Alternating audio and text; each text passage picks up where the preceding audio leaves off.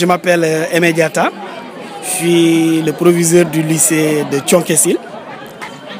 Aujourd'hui, quelle évaluation scolaire 2018-2019? Voilà, donc je ne sais pas si vous avez fait une petite investigation, mais l'année dernière, la commune de Thionck-Essyl avait connu des perturbations qui faisaient que presque tout était à bas. Ce qui fait qu'avec les parents d'élèves, des situations comme celle-ci, on a réussi d'abord à faire une année apaisée, sans grève. Alors qu'avant, 10 ans après, avant, chaque année, il y avait une grève. Donc ça, c'était le premier combat. Le deuxième combat, c'est surtout le suivi des élèves. Ce qui fait que, par exemple, on a déjà eu au bac, bon, au bac, comme c'était une première année, on a eu à peu près 40-45% au bac avec la catastrophe. Mais ce qui est surtout satisfaisant, c'est la nouvelle génération qu'on a eue. Figurez-vous par exemple qu'on a une classe de seconde où on a 98% qui passent en classe supérieure. Une première génération. Donc ce travail-là, si on le continue d'ici quelques générations, vous verrez que ça va continuer. Et ça, on peut ne le faire qu'en synergie avec la jeunesse. C'est la raison de notre présence ici. C'est vrai que les parents, au départ, il fallait aller vers eux, les sensibiliser par rapport à l'intérêt de l'école. Mais aujourd'hui, vous-même, vous verrez que les parents ont compris. Aujourd'hui, c'est la qualité des ressources humaines qui distingue les différentes localités. Une localité qui n'a pas des ressources humaines de qualité, elle ne pourra pas compétir.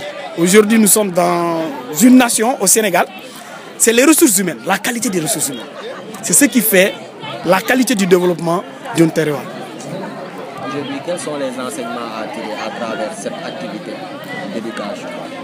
Le premier enseignement que je peux tirer, c'est l'adhésion des populations. Le deuxième enseignement, c'est la fierté des enfants eux-mêmes. Aujourd'hui, j'ai vu des enfants vraiment qui étaient satisfaits, heureux d'avoir des prix. Le troisième enseignement, c'est surtout encourager les partenaires. Encourager les partenaires. L'éducation, c'est un travail de longue haleine. Je disais tout à l'heure au président, vous êtes à une 5e édition. Ok, nous allons progresser, évaluer, progresser. Mais en 10 ans, si vous faites le bilan, vous verrez que vous aurez fait un pas. C'est ça l'éducation, le progrès. Le progrès, continuellement progrès. Se remettre en cause, accepter les critiques et avancer. C'est ce qui est le plus important. Nous devons aller vers une autre vision. Aujourd'hui, un chef d'établissement, ce n'est plus un chef, c'est un manager.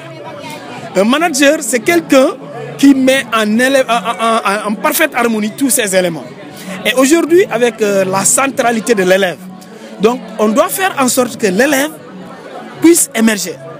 Pour que l'élève puisse émerger, il faudrait que les partenaires sociaux, les parents d'élèves et nous, corps administratifs, on ait une synergie pour permettre de mettre des conditions favorables à l'émergence des élèves. C'est la seule issue, à mon avis, qui permettrait aujourd'hui d'avoir des ressources humaines de qualité. Et avec l'accompagnement des jeunes, moi je crois qu'on pourrait réussir.